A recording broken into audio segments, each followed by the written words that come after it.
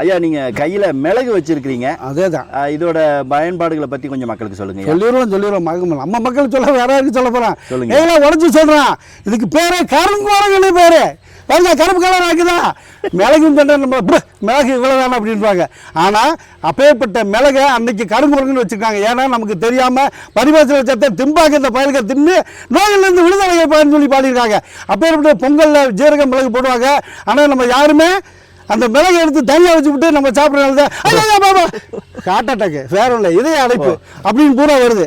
இதை போட்டோம்னா பொங்கல்ல இருந்து மிளகை தூக்கி அப்படியே இன்னொரு இடத்துல ஜம்ப் பண்ணி ஆமா அதனால அதை சாப்பிட்டோம்னா ஹார்ட் அட்டாக்கு இப்படி நச்சு பிடிச்சிட்டு அலைய தேவையில்லை. ஆனால் இதை சாப்பிடாம இருந்தால் அப்படியே கீழே போய் தொடக்கல் விழுவாங்க. அதே ஹார்ட் அட்டாக்கு ரத்த கொதிப்பு எல்லாமே உருவாகிறது. இது மெயினாக இதயத்தை சரி பண்ணக்கூடிய அற்புதமான மருந்து. அது மட்டும் இல்லை, உடம்புல அனைத்து விஷங்களையும் எடுக்கக்கூடியது இந்த மிளகு ஆகினர்களே. அதனால எப்படியாவது இந்த மிளகை சாப்பிடுங்க. எந்த ரூபத்திலாவது சாப்பிடலாம்.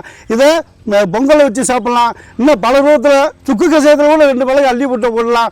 2 வெத்தலையை வச்சு சாப்பிடலாம். இப்படி பல ரூபத்தில் சாப்பிடலாம். எல்லா நோய்களும் இருக்கக்கூடிய அருமையான மருந்து. ரத்த ஓட்டத்தை சீராக வைக்கக்கூடியது.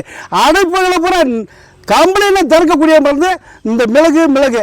நம்ம அஷ்டஸ்வரத்தில் இதெல்லாம் சேர்த்துக்கிறீங்களே, அனைவரும் இதை பயன்படுத்திக்கிங்க.